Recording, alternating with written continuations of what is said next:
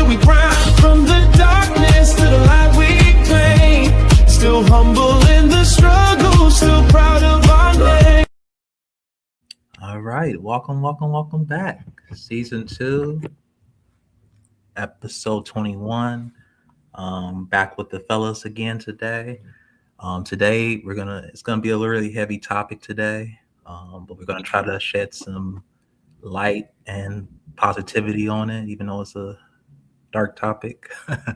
So basically, the topic is, how does childhood wounds affect you today and shape you the man you are today?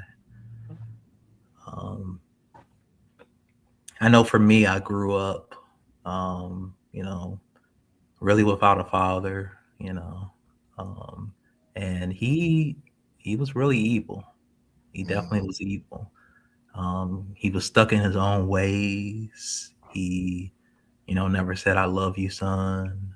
Nothing that gave me hope. I learned a lot of. I learned how to be a bad person, around him. I learned how to get my ways that was not good. I learned a lot from my father. Um, he was definitely a vindictive, evil person. Let's put it that way. And, I just didn't quite understand why he was the way he was. Um, until I learned years later that he got thrown out of a two-story window, for sure. You know, um, so I can't say that I put a lot of thought to the way that he treated me, because his father didn't know any better. You know, I just realized that he just wasn't. I don't think he was fit to have kids. I think he was going through a lot of emotional trauma himself, so he didn't really know how to raise a son. You know what I mean? I think when I look back at it, I'm definitely not giving him any credit, because he's definitely a horrible person.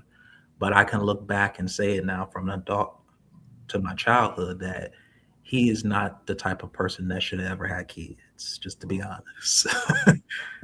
He was, he was alcoholic, he was abusive, and I'll get into all that other stuff in a later episode. But, he went through a lot with his own father. When you get thrown out of a two-story window, and you live, you know, you're not right mentally.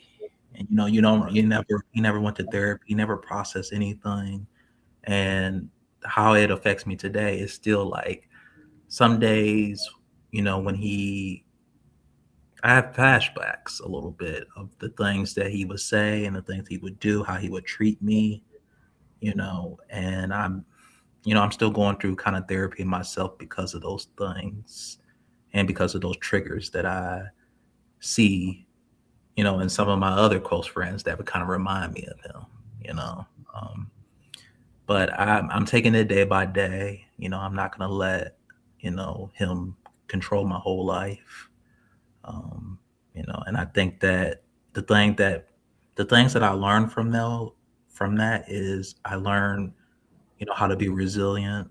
You know, I learned that if I ever have kids one day, then I'm gonna treat them a lot 10 times better than he ever could. You know, but I'm not ready for kids. And I commend you guys for doing your fatherly thing, and being and showing up presently in both of your kids' life. That's just a little bit about me. What some of the childhood wounds that you maybe experience, that maybe still affect you today, or that you think about? Mm. Share as little as you want. Share as little, you know, Well, I'll start share as off. much as you want. Whatever you feel comfortable with. I'll start off by saying this. In the beginning stage, while living in New York, my father was around. So I saw him, play basketball, do bowling, being in the marching band at the firehouse, family oriented. But when we got to Virginia, like the real true colors was really showing and coming out. To the point where I saw him on top of my mother like he was about to strangle her to death. To the Mm. point where they started fist fighting and everything. I remember it was saying, giving some of this insight back in season one. But after they got divorced and everything, my dad really didn't, you know, really explain or talked about what happened or that. You know what I mean? As a man, he made mistakes and he wants me to learn these things early instead of just, not saying anything. So with the wounds that shaped me, I didn't understand what to do. So my coping was just video games. And while at the same time there was no teaching in the house. So I was just living off the seat of my pants. And what that built and created a lot of lack of ambition and really want to go for something as I got older. So now as I speak this in present term, all those years, it was a big setback. So now learning these things and trying to, get out of that old habit ways, it's challenging and it's more difficult because now I have three and then I have my son. So the things that I'm trying to overcome, sometimes I lack and it still shows what my decisions that are being made today. So now my son is trying to copy these things, and I keep telling him, no, you don't want to do that. I want you to learn the things that I didn't learn growing up so you can have an opportunity in life. No, that's real. That's real. That's real. Um, dang, where do I start? So my growing up is linear, but also a little different because I came from an African household. Uh, I used to have a friend. Well, not I used to. I'm still cool with this person.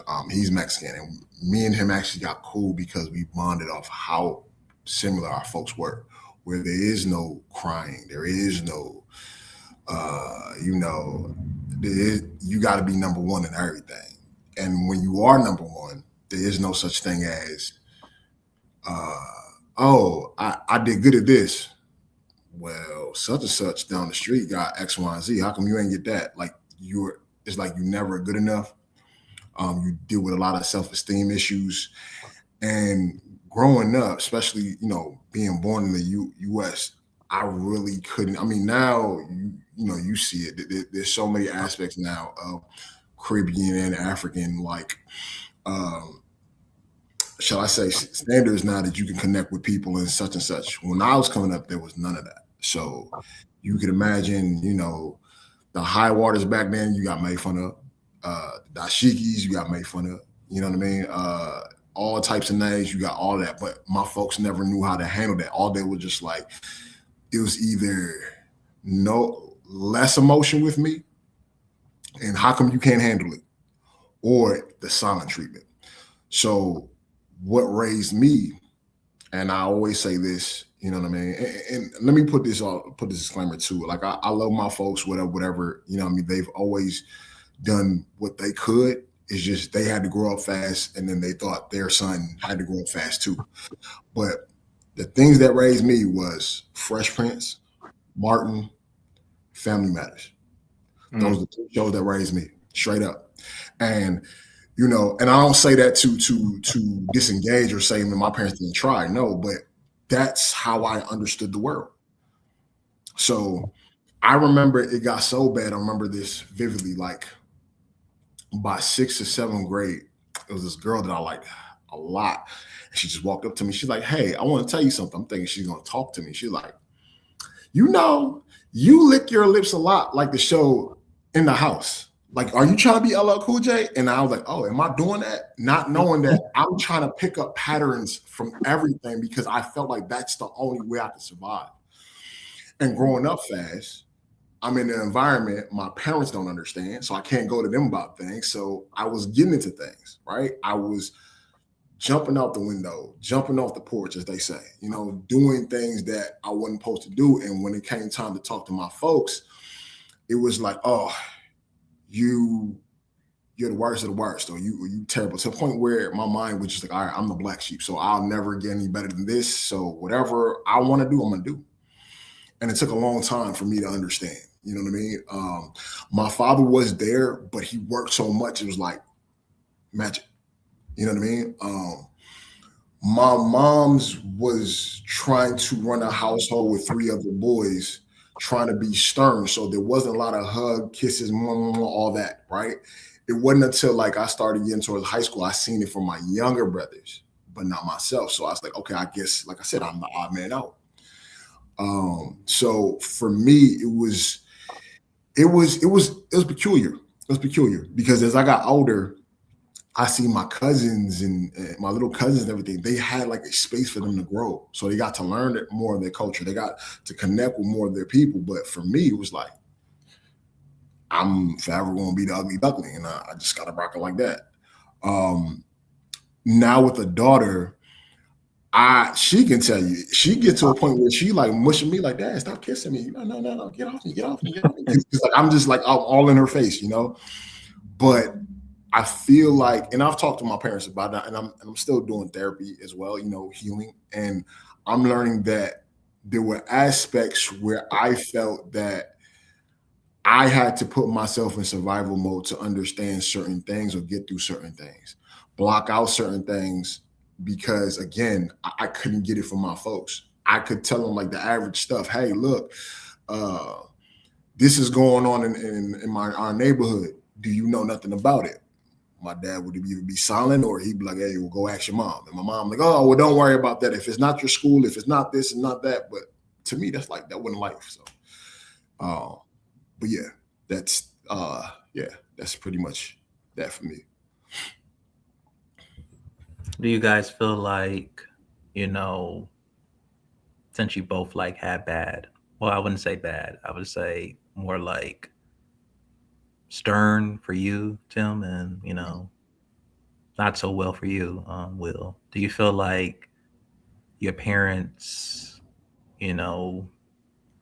change you to be a better father, or do you feel like you kind of take on some of the same characteristics as them? Do you have some of the same parenting techniques that they used to have, or do you stay away from those techniques? That's a great question. If I'm being honest, there are moments where I see me dipping into what they did, and I'll try to autocorrect like right away. So, and I don't know if y'all have ever dealt with this, but I feel like this is just like naturally in any household.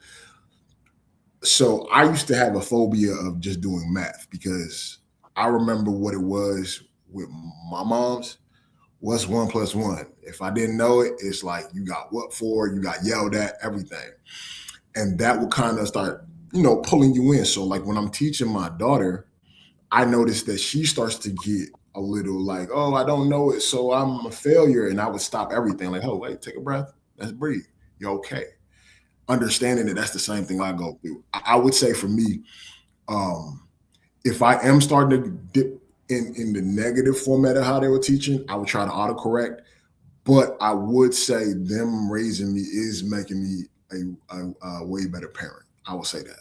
I would say that.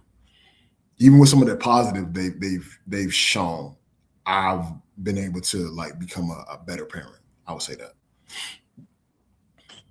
For me, same way, because I get both aspects when it comes from both my parents. For my father, it was more of he really wasn't talkative when it came to us and my siblings. So when it comes like that with my kids, I'd be catching myself sometimes while I'm just sitting around and I don't say nothing either. Mm. But up here, it's a lot of thoughts coming out like, man, you should talk to your son about this. You should talk to him about that. I mean, don't be afraid of doing this. Why are you feeling intimidated? There should be no reason for that. And then on the other side, when it comes to my mother, because she was single army and she was more aggressive and a dominant type of person, it would be more of like a stern. Mm. But it wasn't in a way where it was, understandable. It was more like being, I wouldn't say, not contradicting. I'm trying to find the right word for it. More verbally abusive. Mm. Because when it came to me doing something or dealing with something that wasn't right, she will always, include me with something, because I was a real thin person. Well, you got to put meat on your bones because your ass can't lift nothing up, or you stupid, or whatever it was. It was like, well, damn, what the hell did I do? Mm. So I do see myself doing that to my kids sometimes as well. And then I got to stop and think about it. Like, do I really want my child to really go through that as well mentally? Because that messed them up, while they sleep, while they at school, or the next day they know, okay, dad's home. We don't know what to expect. Mm. So that I try to correct myself every time. And I'm honest, I do forget. Because after for a long, hard day of work, it's like, man, I don't want to hear nothing. Hi, hello, everybody. It's good to see each other. What happened in school? I don't want to hear no bullshit. That's me. But I know something happens every day because I got three. So I'll just buckle down, ask God, just be with me with this, and let's fix this. For sure. Yeah, I think for me, it was a little bit of combination of both what you guys said. Like for my father, he, every time I got a wrong answer, he would slap me in my head. Like Mm. I kid you not. Like he would do the most. Like I never felt so much terror and fear from one single person in my entire life.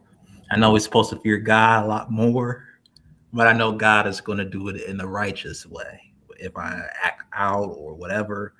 But his was just purely just evil. And it's just giving me goosebumps thinking about that right now. I never had a father that was loving and that was supportive. And every time that I got wrong answers, I just never knew when his hand, like, my head was small when I was 6 years old.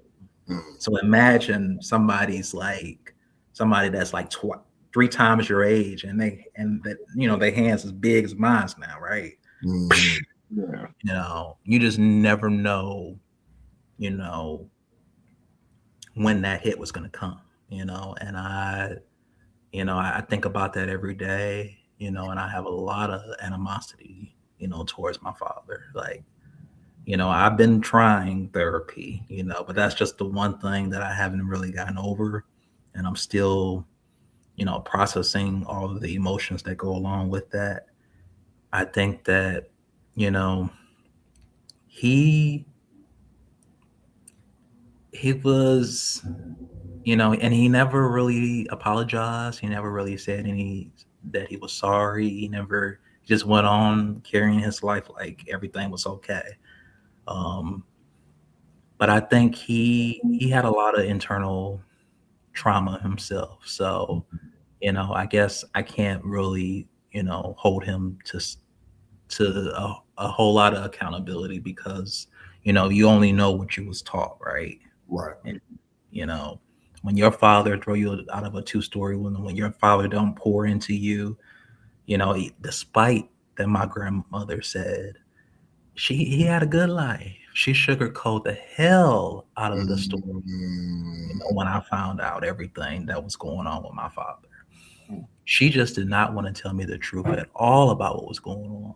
You know, but of course she wouldn't because that would make her look bad and an accomplice too, right? Mm. But just say what it is. Like he was going through a lot of shit himself, and how could he turn out to be any different, right? I just think I tried to give him grace, but then still at the same time, I still have a lot of hatred for that man, like deep hatred for him. You know, never put us in the same room together. That's what I mean. Like, take away all the knives, take away any guns, because we going at it. No. I swear to God, man. Oh, that man. But I digress about that. But I was just like, I held that pain in for like 25 years. My first therapist, when I first saw a therapist at 25. So I had to learn to release all of that mental anguish and deep hatred to some degree because I couldn't keep holding all that in. I want to now switch the conversation over to like how can we learn from our childhood wounds to be a better, even better human being. How can we learn from those mistakes to move forward in life? Or not mistakes, but how can we learn from those traumas in order to be able to heal better in life? As my therapist has told me, because I'm also going through the 5 step process of grief. One of them is really dealing with acknowledgement and really understanding your emotions about how you really felt about it. For example, I think the first phase is like, I have it written down somewhere. It's in one of my notepads. I don't know where it's at right now. But they also deal with like, resentment, anger, sadness, crying, all of that. And then you isolate yourself from others because you don't want to feel that again. So you have to go through that process. But like I said, the most important thing you got to do is acknowledge what took place and understand how it happened and how to, turn that into a positive.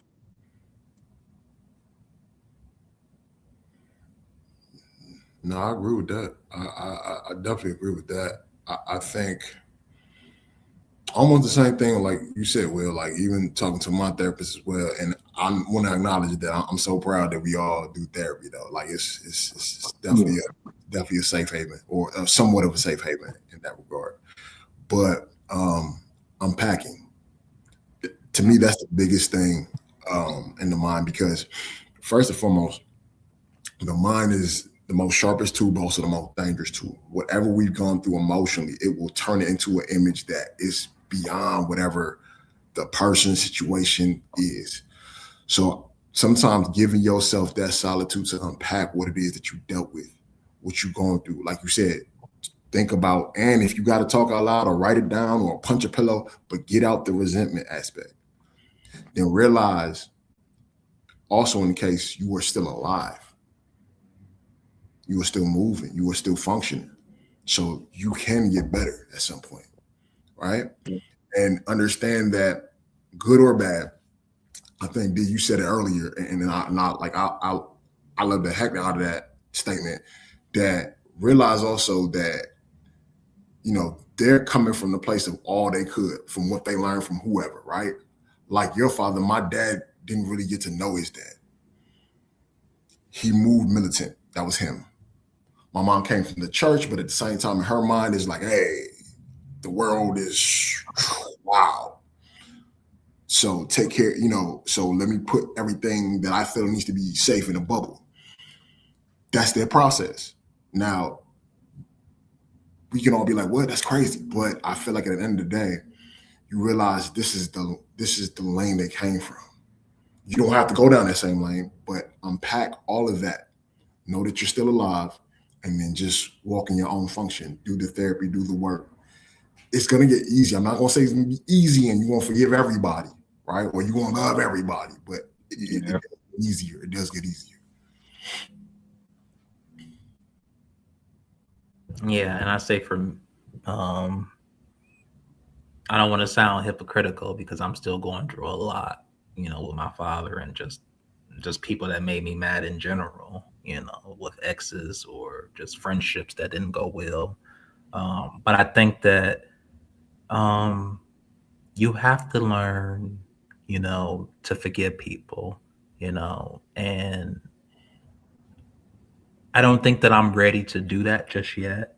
But I think over time, as maybe 10 years from now, I have to know that, whatever, I have to know that it was a lot of internal shit that was going on with him and, release that darkness out of me. I can't go on being angry with him, forever for the rest of my life. As easy as that it would be, you For sure. know, I have to learn to, I'm not gonna never forget it, but I have to learn to forget, you know, I have to learn to forgive, you know, the things that maybe he just didn't know at the time.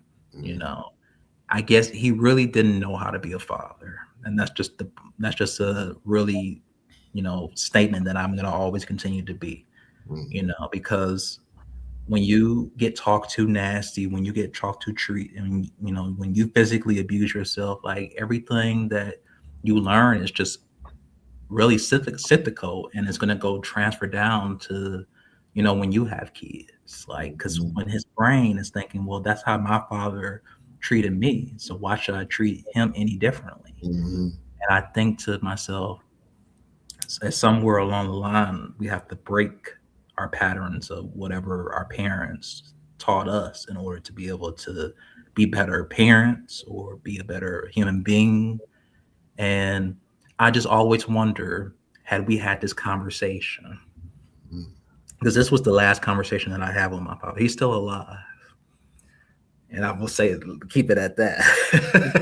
I don't want you to know too much. It's all good. It's all good. Y'all good, man. But he's still alive and he's doing well. I hate to say that, but he is, and he's living his best life despite all the shit that he's done to me and my mother and me. He's happy and he's content. Maybe he shouldn't be that way. He shouldn't be happy and content with his life. But for some reason, man, this was his last words before, we kind of no longer talk. He's like, I'm gonna wake up happy as a bird. And whatever you think that I did to you, it didn't happen. Isn't that a horrible excuse of a father to say something like that to your fucking son? Yeah. You're trying to say that you're trying to guilt trap me into thinking that none of that ever took place? Yeah. None of it. Like I'm crazy. But I would be crazy just by thinking that, because he's a son of a bitch for what he did. And I just think to myself, how could he go on living his life, happy and don't have any regrets? And maybe he do. Maybe he do have some regrets that I don't know about. I don't know. I can't read his mind, but from my point of view, from how I thought he is or how he is as a father, he's not going to change, and that's just the way it is. But to end this on a positive note, this was kind of therapy for me too, going back. I can see it, brother. It's cool, man. Yeah. What's one piece of advice that maybe you learn from all your pain or trauma that you're gonna take and carry on to your next generation of, just say if you have more kids, or or maybe you're going to mentor somebody else? What's one piece of advice that you learned that you can give to them, to the next generation, that you didn't get from your parents? I think I got something, but I also want to say something to you, D, as well too. I want to say, bro, like, I don't know if anybody ever said this to you, bro, but like, you's a powerful human being, brother. You going through a lot, but you still, like I said, you still here. functionality, like just talking with you, speaking with you. You still got love in your heart, bro. I know people who they like, hey, brother, it's like it's they the toxic avenger at this point. Like you can't, you be like, hey man, Yeah. the sun is out, and they be like, yeah, everything died. Oh, okay, Yeah. so He's the one person that I don't have love. I feel that. And I can hear it. Trust me, I can hear it. And so I pray every night to try to get the thoughts out of my head about that I man. feel it. But I want you to know, bro, like I said, in my eyes, bro, you a G. And you walk on this earth, do what you can, move how you do. You're trying to make yourself better. That's the thing. Even if he don't want to admit it, even if he don't feel it, even if he don't say nothing to you, you are making the change, bro. You. I receivve that. Thank you, Yeah, Tim. brother. Of course. You know what I mean? And with that, I say same thing that I would say to my daughter, or if I were to have more kids, you be the change. In this planet, like nobody's perfect. I can show you all the love I can show you, but there may be a part where I fall short. Let's talk about it. Let's speak on it. And then after that, figure out what exactly it is that you want to move forward with. And I will always promise that I will always go forward and try to do the best I can. So that way you don't have to do the same thing. All right. And I think that's the biggest thing, or the takeaway I would get from something like that, and just the childhood that I have, trying to move forward and be better every day. That's it. How about you, Will? I'll add this on for what Tim said. I mean, I give both of y'all credit, man. For real. For y'all to be able to, just to speak the way how y'all talk and articulate, and the way how your rhetoric is. I mean, this is phenomenal. I enjoy this. Um, Anything to give to the next generation, I would say this. Don't be in competition with everybody. The only person who you proven to be better than is your old self. That's the only person that you will ever be in competition in and with. So if you try to continue to go after Joe Blow, or Johnny from across the street, and see because they got this and you don't have that, you got to try to work 10 times harder to get what he got. But then when you find out that you get what he got and you don't like it, you just wasted a lot of time. So it's best to just learn, understand what you want to do. Don't be a copycat in this world. There's too many people that's doing the same thing now. Be yourself and watch how easy it would be to find out what is it that you like to do. Mm-hmm.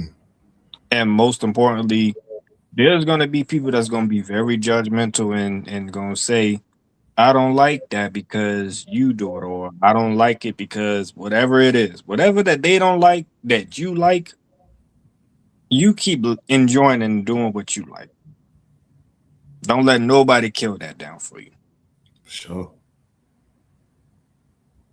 That's what I'm teaching my son now, man. All right, fellas.